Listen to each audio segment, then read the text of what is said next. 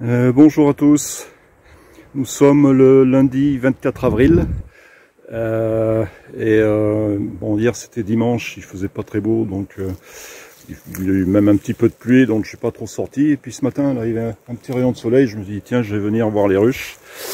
Et là je vois que il n'y a plus grand monde dans la ruche éclairée, ça sent l'essaimage. Et effectivement, si on descend un peu, là dans un noisetier,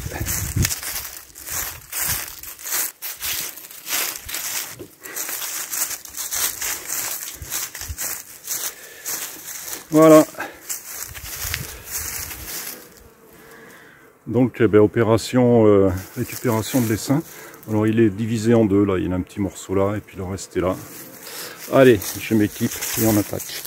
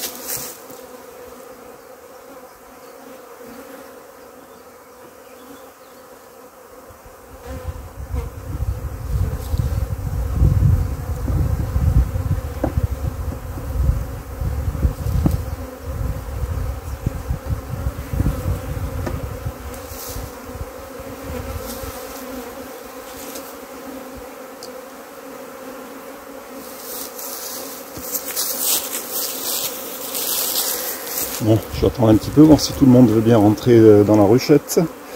Et puis une fois que ça sera fait, je la déplacerai.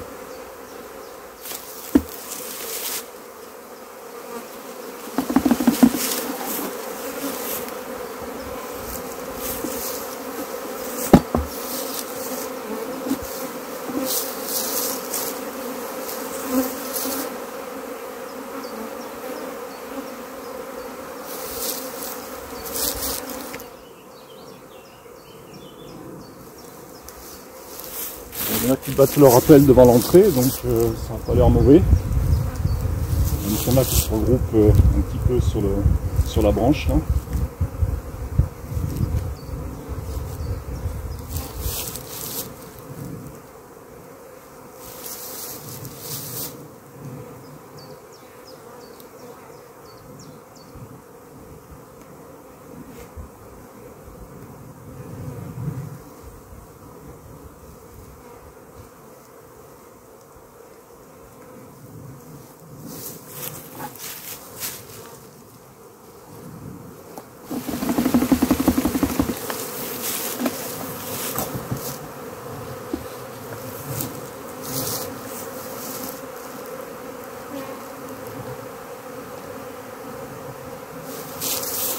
Bon, maintenant je vais laisser faire, je reviendrai d'ici un quart d'heure, voir ce qui se passe.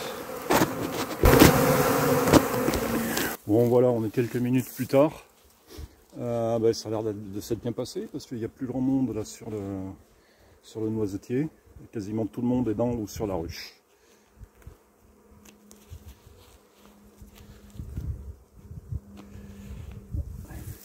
Allez, je vais essayer de récupérer les dernières là.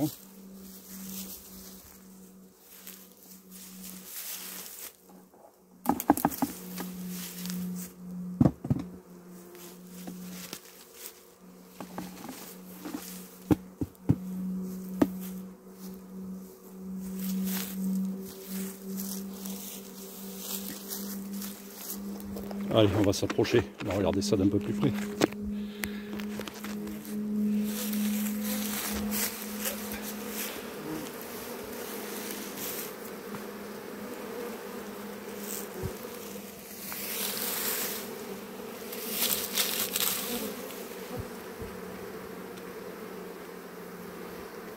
Alors on voit que il y a un peu de jaune dans ces abeilles.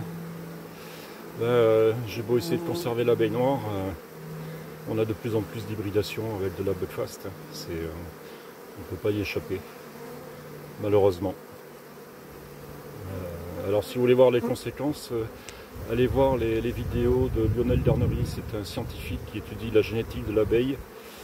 Et d'après lui, l'hybridation de l'abeille noire avec les autres abeilles, c'est une catastrophe écologique. Parce qu'on est en train de perdre des millions de sélections naturelles. L'abeille noire, qui est une abeille adaptée aux conditions locales et adaptable, c'est-à-dire qu'elle peut s'adapter à une évolution, alors que la Buckfast, c'est pas du tout le cas. Et voilà. Donc, ce sont les amateurs d'abeilles qui sont en train de détruire l'abeille, malheureusement. Et alors, c'est d'autant moins compréhensible, je trouve, que pour les apiculteurs amateurs. S'il vous plaît, faites de l'abeille noire, pas de la Buckfast. Vous en foutez de faire 100 kg de miel par ruche. C'est l'abeille qui vous intéresse.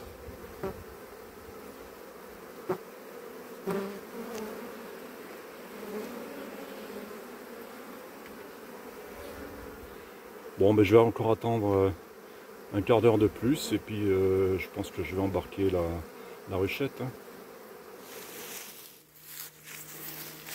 Bon, voilà, là j'ai fermé l'entrée de la ruche, comme ça les dernières s'agglutinent dessus, et puis je vais pouvoir la transporter. Donc comme ça les butineuses ne peuvent pas se repérer, ne peuvent pas ressortir pour se repérer, et les autres cherchent à rentrer. Allez, on déplace. Donc voilà, j'ai mis la ruchette à son nouvel emplacement, donc c'est le nouvel emplacement que j'ai installé aux acacias, là, les autres ruches sont là-bas. Voilà. Ben là il ne me reste plus qu'à ouvrir la portière.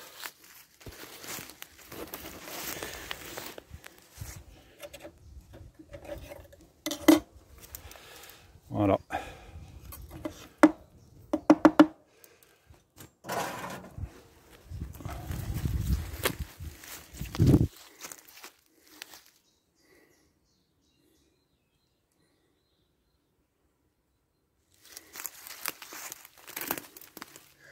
Bon, donc là elles sont en train de s'installer dans la ruchette et puis bientôt il y a les premières butineuses qui vont sortir, qui vont s'orienter et puis qui vont partir travailler dans les champs. A priori, je ne sais pas si ça va beaucoup sortir aujourd'hui, il fait pas très beau. Je me demande même si ça mériterait pas un petit nourrissage pour les renforcer. Bon, on verra. Bon, j'ai pas pu résister, hein. Je suis resté quelques minutes de plus pour les regarder. Et donc on voit les premières butineuses là, qui sont en train de sortir et de se repérer avant de partir. Mais bon, comme je le disais tout à l'heure, vu la météo qui est quand même pas terrible, je pense pas qu'il y aura une grosse activité aujourd'hui. D'où peut-être la nécessité d'un sirop de renforcement. Ça les aidera peut-être un petit peu au début. Allez.